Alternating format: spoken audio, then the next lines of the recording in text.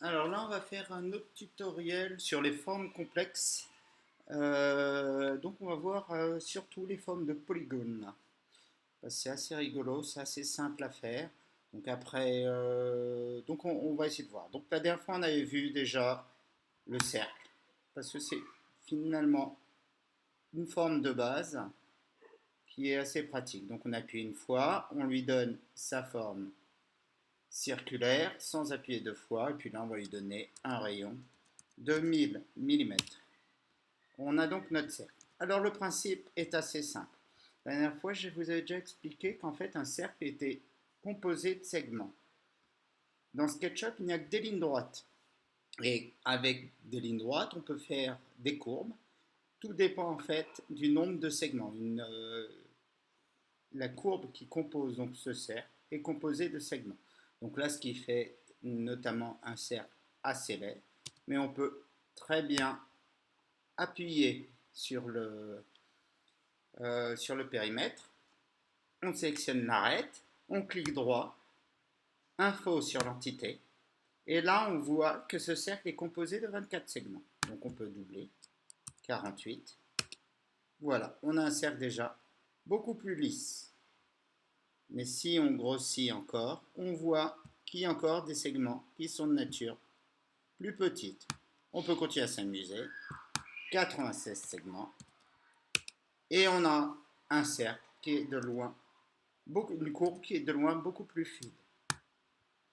Mais inversement, qu'est-ce que ça donnerait si je sélectionnais l'arête du cercle et au lieu de faire l'inverse, au début on avait 48 segments, mais au lieu d'augmenter pour avoir plus de finesse, si je réduisais, par exemple, un cercle qui serait composé, donc toutes les arêtes, dont la courbe de pourtour serait composée de 4 segments. 4, eh bien ça donnerait un carré. 3, un triangle. 2, on ne peut pas. Donc 5, un pentagone. 6, un hexagone. Voilà donc là une façon simple pour faire des formes à partir de l'outil cercle tout simplement. Ensuite, après, le problème serait toutefois de l'échelle, parce que là on est parti donc d'un cercle qui faisait 1000 de rayon. Donc là, si on veut retrouver nos 1000, on peut prendre l'outil mètre. Normalement, logiquement, on va le retrouver ici, notre 1000 de rayon. Donc on a bien 2000 mm, soit 1000 de rayon. Donc ce qui permet finalement de faire des formes complexes assez simples. On peut continuer à jouer avec, faire un décagone, 10 côtés.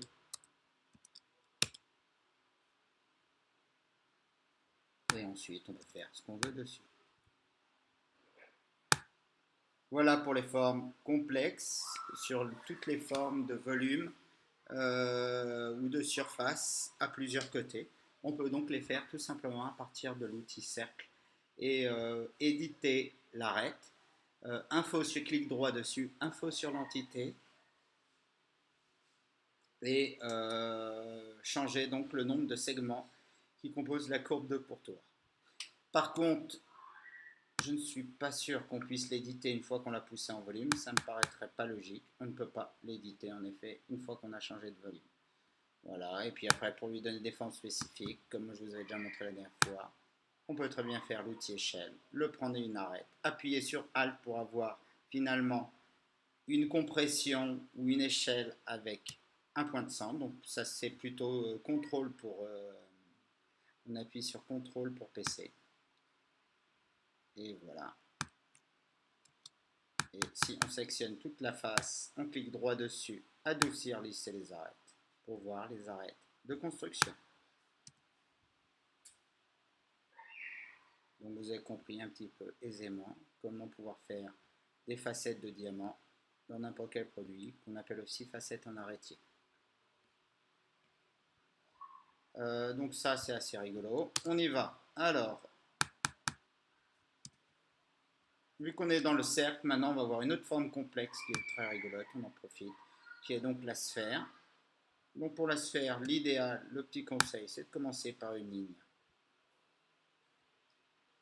verticale sur l'axe bleu. On va faire un cercle au sol.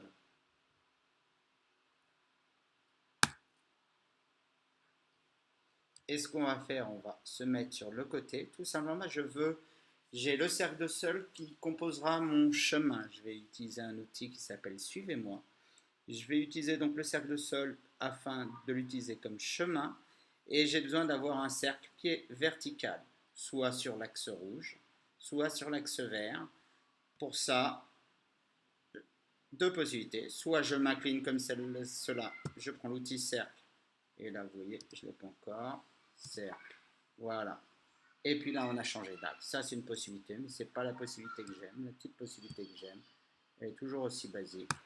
Je fais une figure, un volume de référence qui est bien fait selon les axes rouge, vert et bleu. Je prends donc l'outil cercle, touche de raccourci C, et je vais me mettre sur cette face-là. J'appuie sur Shift ou la touche majuscule. Je me déplace sur ce point, ce qui fait que je reste rouge. Et ensuite, voilà, je lui donne le volume de cercle. Donc maintenant, au niveau diamètre, allez, je vais lui mettre un petit 3000, symboliquement. Voilà, donc j'ai mon cercle. Là, je me retrouve avec deux cercles. Un cercle de sol et un cercle sur l'axe rouge. Donc là, je vais sélectionner mon arête de pourtour, pas la face surtout, l'arête de pourtour, qui va constituer mon chemin. Et je vais prendre outil, suivez-moi, et je vais appuyer une fois dessus. Il va suivre, le cercle va suivre l'axe, le chemin circulaire. Donc, un cercle qui suit ce chemin circulaire. Ça donne tout simplement une sphère. Donc si je clique plein de fois dessus, on voit la composition. Et donc est composée à facettes. Alors par contre, on va jouer un petit peu. Je vais juste faire quelque chose. Je vais la copier pour vous montrer la différence. Commande C, je le copie. Ce que je fais maintenant, c'est que j'annule. Je reviens sur ces deux cercles-là. Comme je ne veux pas perdre le travail précédent, je le repose derrière.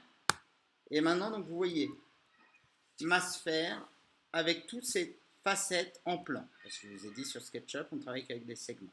Donc une décomposition de ce chemin en segments, plus le cercle, le plan initial qu'on avait, le cercle en segments, ça donne donc une composante de segments, une composante de plan, pardon, de facettes.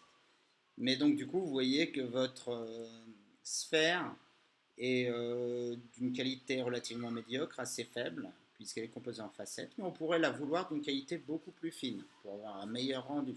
Donc dans ce cas-là, il suffit de sectionner l'arête de sol, bleu, on clique droit dessus, on fait info sur l'entité, de 24, on passe à 96, allez, on y va carrément, 96 segments, et on va faire pareil avec cette arête de cercle ici, et on la passe aussi à 96. Et vous allez voir la différence.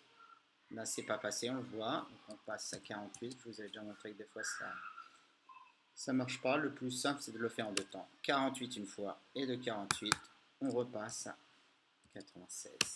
Et voilà. On a bien notre 96 qui est pris.